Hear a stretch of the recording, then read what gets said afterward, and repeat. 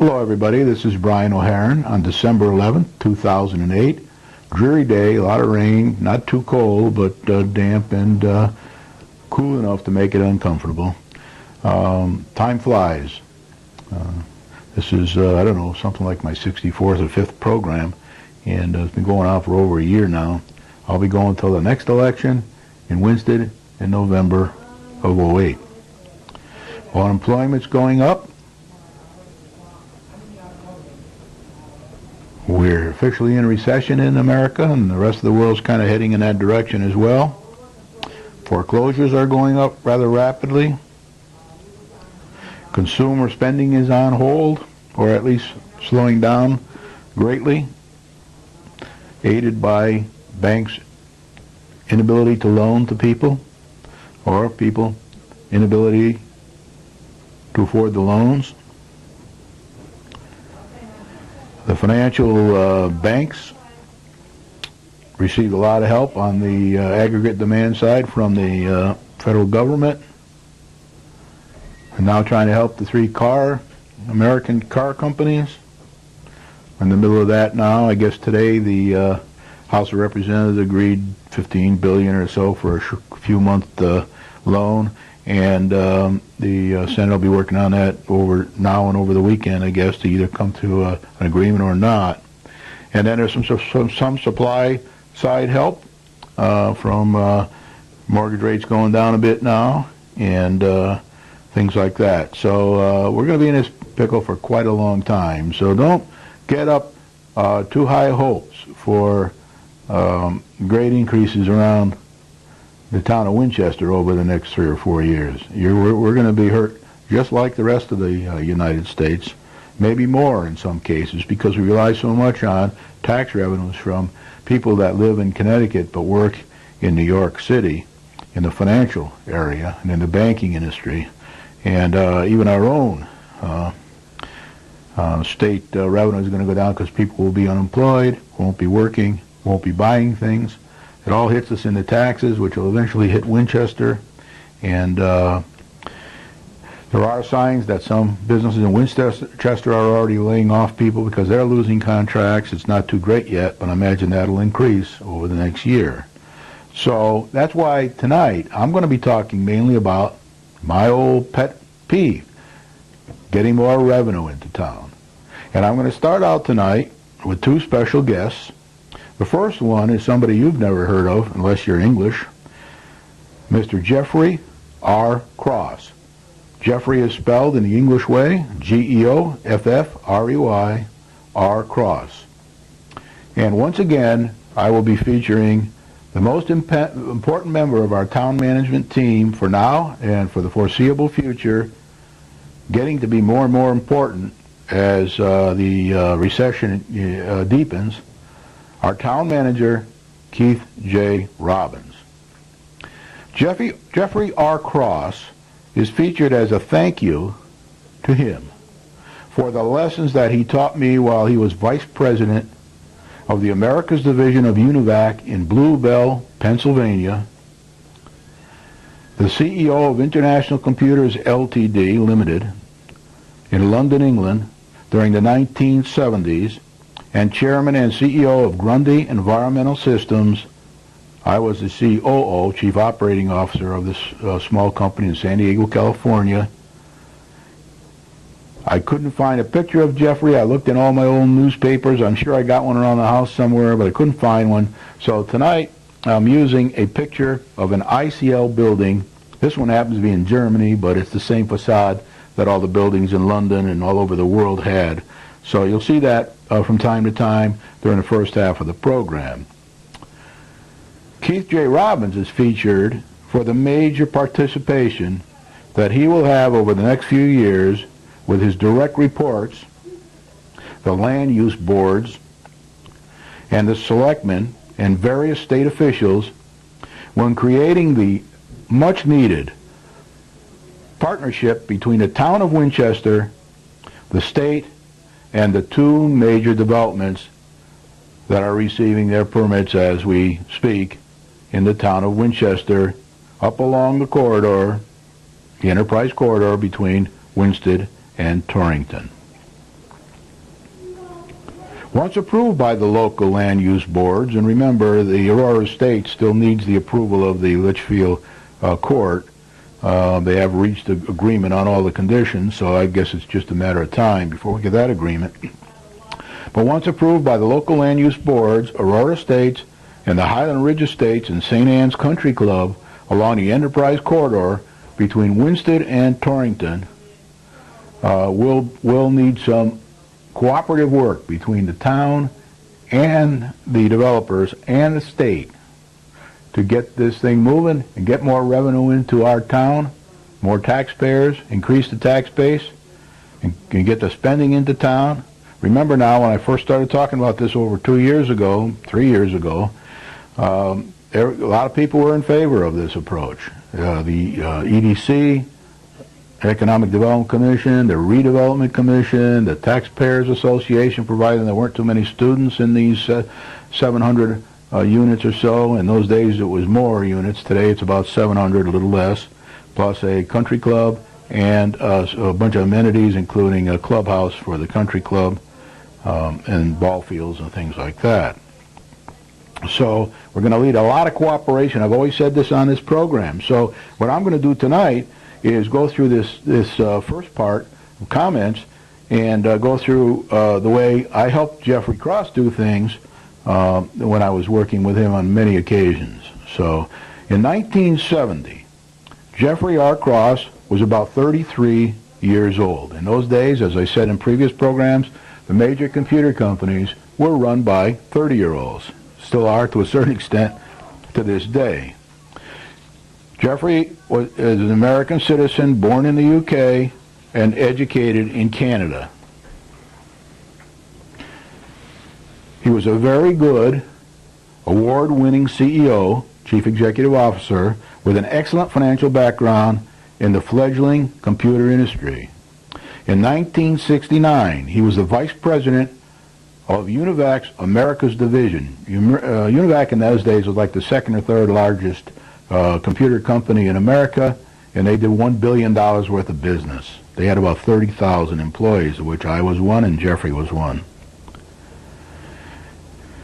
The Americas Division included Univac sales and support operations in Canada, North America, and South America for all of Univac. Univac today is called Unisys because it merged with another company and they call it Unisys. I returned from England, where I was working with Univac, to become Geoffrey Cross's Director of Technical Support Services and Customer Satisfaction for the entire Americas Division of Univac. I was at the time about 30 years old. ICL was formed in 1968 in the United Kingdom under the direction of the Harold Wilson-led Labour government. Labour in England means more a socialistic approach than capitalistic approach. As an initiative of Anthony Wedgwood Benn, the then Minister of Technology. ICL was formed in an attempt to create a British computer industry that would compete with major world manufacturers like IBM. ICL represented the last step in a series of mergers that had taken place in the British computer industry since the late 1950s. It's very hard to compete with capitalistic companies when you're in a socialistic environment. I found that out when I went over there to help run this company. The companies that were merged since 1950 to eventually form ICL, International Computers Limited, in 1968 were International Computers and Tabulators, ICT. Remember, IBM started out as sort of a typewriter tabulator company in its beginning. English Electric Computers, Elliott Automation, English Leo Marconi Computers. Over the years, between 1950 and 1968, Great Britain had merged its various computer manufacturers and in 1968 formed International Computers Limited, headquartered in London, England. For those who know London, it was Putney Bridge was where the headquarters was. Most of their manufacturing was done up in Manchester, which was the old manufacturing part of England. way back in the days when they were good at clothes and yarns and things like that. It's a more rural area up there.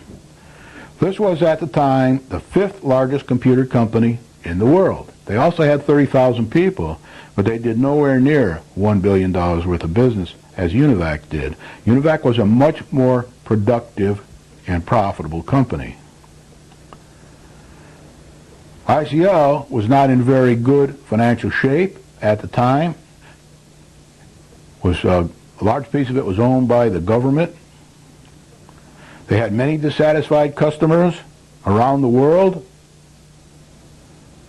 some of whom were owners of the company as well, and was constantly borrowing and seeking money from a shareholder, the British government.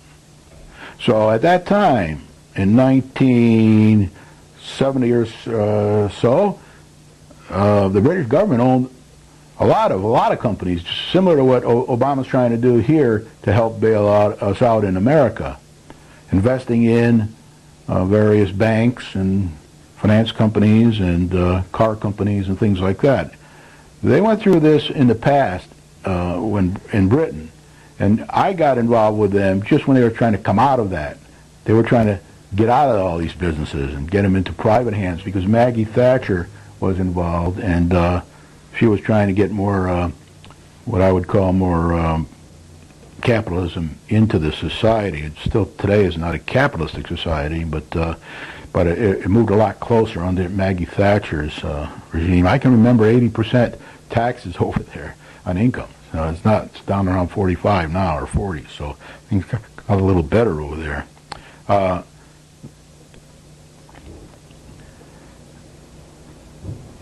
Geoffrey Cross was recruited from the Americas division of Univac, now Unisys, in America to be CEO, which in England is called managing director, of the company. He reported to the board of directors. And he moved to London, England, Esher. He hired me initially from Univac, where I was working for him in the same sort of role in the Americas division of Univac. But he hired me from Univac to be vice president, which in England is called director, of worldwide customer support and services, and worldwide customer satisfaction. And again, in a socialistic economy where you can't lay off people or fire people, or even recruit people with the right experience without going outside the country, it's very, very difficult. It's extra tough, I can tell you. As an experienced businessman in the computer industry, Jeff's first action was to tell all of his direct reports, and listen carefully to this because it's germane today in our country.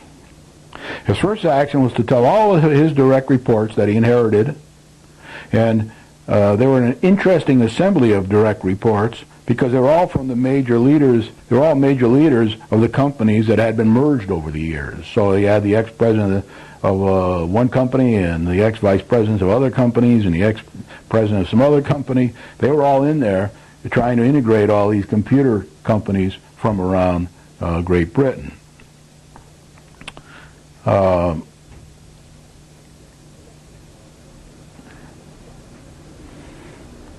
So as an experienced businessman in the computer industry, Jeff's first action was to tell all of his direct reports that the company would no longer be asking for more money from the government.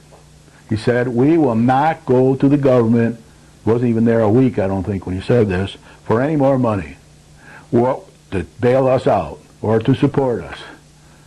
What we will do, ICL, as a company, is we will earn our own keep, borrowing money commercially at competitive rates when necessary. That was a vow he made.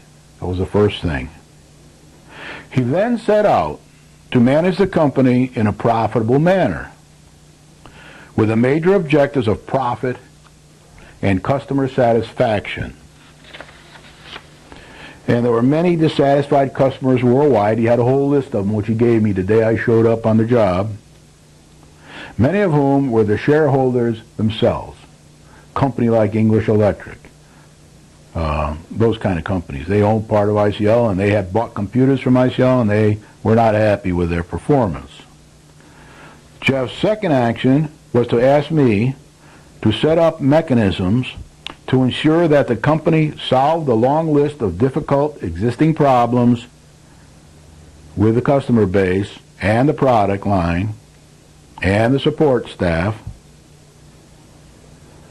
and to ensure that we did not enter into any system contracts that would lead to a loss and or more dissatisfied customers or less profit in the future.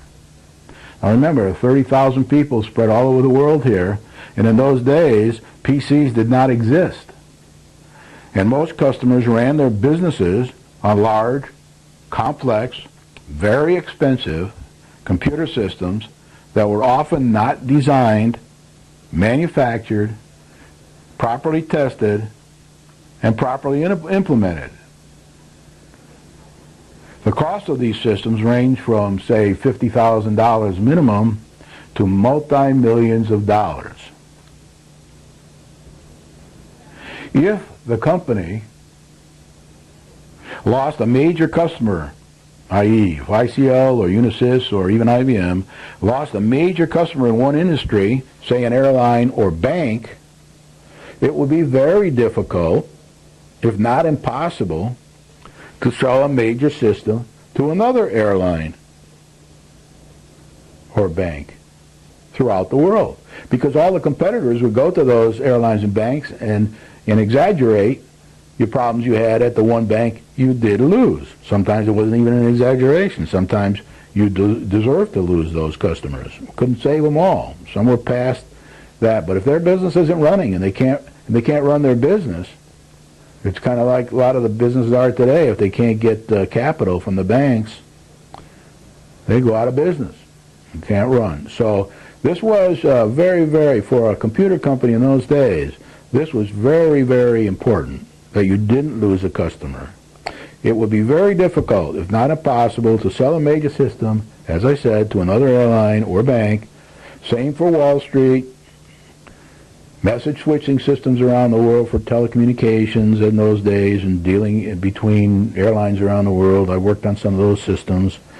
All the Wall Street systems were powered by huge computer systems in those days, etc. So I can't overemphasize how important it was for customers to be satisfied, to have their systems running 24 hours a day, 7 days a week. When I was at one company in Scandinavia, worked there a year or so, they couldn't get the information quarterly to their board of directors to make decisions because the computers were so unreliable there. I immediately, upon joining the company and receiving this list of dissatisfied customers, there were maybe 40 of them on the list at that time, huge customers around the world, I immediately set up a 24-hour-a-day, 7-day-a-week internal red alert early warning system, like I had done in UNIVAC in the prior years, for worldwide customers and support staff to use. And I also set up a war room in Phoenixville, PA, to coordinate the help of the company for the salesmen around the world, the sales support staff, and the customers themselves. If a system was down, i.e. not running and not working, the customer, in most cases, could not conduct business. And by the way, these were all kinds of problems. Some of them were the air conditioning wasn't running properly, or there was too much dirt in the air. In those days, they were very sensitive to that. Even to this day, they tell you not to drink coffee or eat around keyboards on PCs because you can really jam things up there if you're not careful. So I set up the early warning system and the war room to coordinate the help. If a system was down and not working, this poor customer was at his wit's end. And the last thing he wanted to hear was, we'll be there in a week or two or a month or two to try to help you. He wanted somebody there on the next airplane. There were many, many times when I went from work in Phoenixville, PA, called my wife and said, I'm off to Australia. I'll buy a toothbrush and toothpaste at the airport And then I took a 52-hour flight to Australia where I couldn't even get off the plane because of all the skirmishes around the world in those days.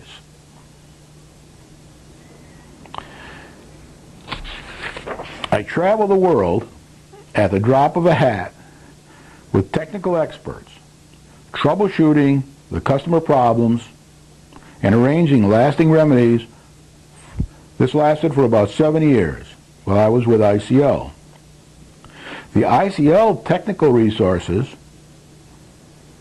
necessary for success were always placed at my disposal by Geoffrey Cross. He told all of my peers to support me and get out of my way and let me get on with the job. No micromanaging.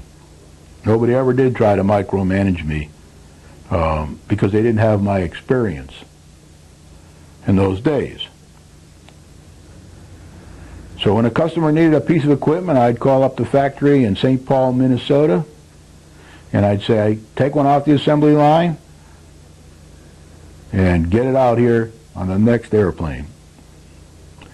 Software, same thing. We needed new releases of software, if we needed changes in the software, if we needed expertise from the development labs in either Pennsylvania or wherever, or in England for the ICL job, England or Manchester, they'd be on the airplane. We also set up a blue border document. The blue border document was very critical. And each major ICL executive, as had happened to be in UNIVAC beforehand, each major ICL executive had to review and commit to the content of this document before commitments were made to new and existing customers. This was to make sure that all our commitments were sound technically, sound from a sales viewpoint, sound from a management viewpoint, and all other aspects. And that in the end, we made a profit, and that the customer's system worked. And I have seen customers in tears when their systems around the world weren't working and they couldn't meet their payroll, and they couldn't get information to the board of directors, and they couldn't satisfy their customers to get on airplanes. Databases used to get wiped out. People would show up to the airport and sleep all night, sometimes for many nights, because the computers were out. So we also set up the blue border document that major ICL executives had to review and commit to before commitments were made to new and existing customers. And then we had to follow up on that to make sure everything we said we would do, that we did. In 5 years' time, and this is some of the beauty of this, in 5 years' time from when Geoffrey showed up on their shores to be the CEO, managing director of ICL, ICL was becoming very successful and won the Queen's Award for excellence. The Queen's Award is given to one company every year. ICL won, and Geoffrey Cross's 50th year for all the work that he and his team had done to revitalize ICL. Jeff then had some health problems. His children had some health problems there, and he had to leave the company. He was recruited by Sir Arnold Weinstein. Most people who know the United Kingdom know Sir Arnold Weinstein, chairman of British, the General Electric in Great Britain. Geoffrey was recruited to run a business that British Electric had just purchased. It was A.B. Dick in Chicago, Illinois. So at the same time he was there as CEO, he was also CEO of Grundy Environmental Systems, and I was the CEO of Grundy Environmental Systems in San Diego, and we had other partners, Stan Grundy, who was a big businessman in England, and we did all kinds of things there.